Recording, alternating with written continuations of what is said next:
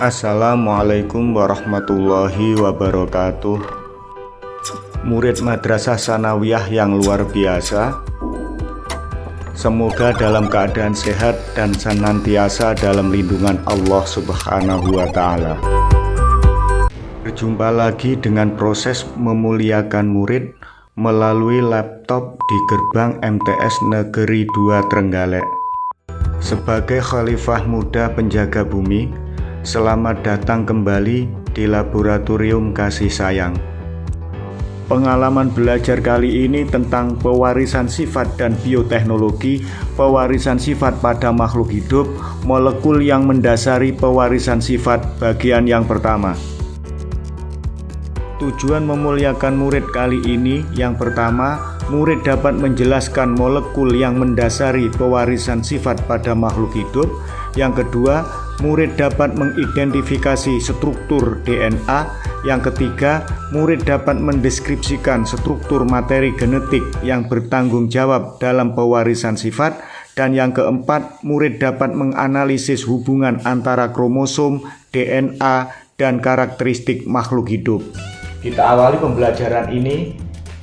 Molekul yang mendasari pewarisan sifat akan kita bahas 3 bagian: materi genetik, struktur DNA dan RNA, peranan materi genetik dalam penentuan sifat. Kita bahas di bagian yang pertama, yaitu bagian materi genetik. Materi genetik. Molekul yang berperan sebagai materi genetik adalah asam nuklea, yaitu DNA, deoksiribonukleik asid, dan RNA, ribonukleik asid.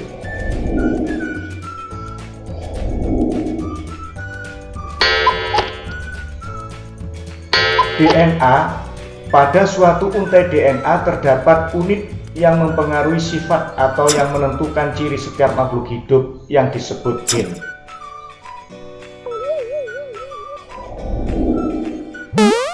DNA merupakan untaian yang sangat panjang melilit pada protein yang disebut protein histon. Sebagai contoh, kromosom pada sel akar bawang merah seperti pada gambar. Struktur DNA dan RNA. DNA memiliki struktur seperti suatu untai ganda yang membentuk heliks atau bentuk ulir, sedangkan RNA memiliki struktur seperti suatu untai tunggal yang membentuk lurus atau bentuk linier.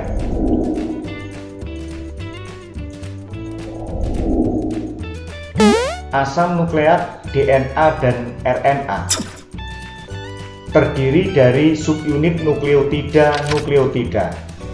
Nukleotida terdiri yang pertama gugus fosfat, yang kedua gula. Pada DNA gulanya deoksiribosa dan pada RNA gulanya ribosa. Dan penyusun ketiga adalah basa nitrogen.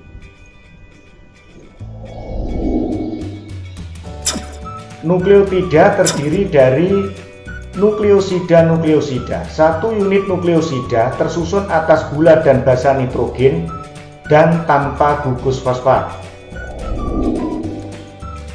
Ada 4 senyawa basa nitrogen yang menyusun DNA, yaitu adenin disimbolkan dengan A besar yang selalu berpasangan dengan timin T besar, serta guanin G besar yang selalu berpasangan dengan sitosin yang disimbolkan dengan C besar.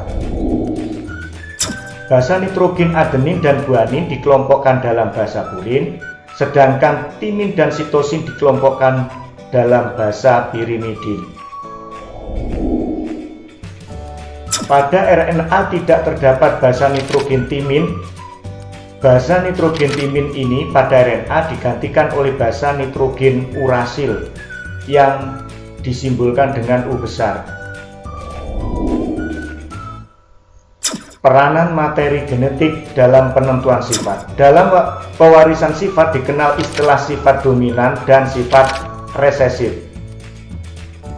Contohnya karakter cuping.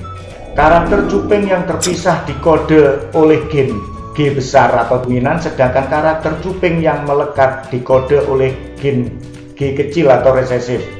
Variasi atau bentuk alternatif dari suatu gen dalam hal ini yaitu gen G besar dan gen G kecil yang disebut alela. Sifat-sifat atau ciri yang dapat diamati seperti bentuk rambut, warna kulit, dan jenis cuping telinga disebut fenotip, yaitu fenotip merupakan perwujudan ekspresi dari gen. Setiap fenotip dikendalikan oleh genotip.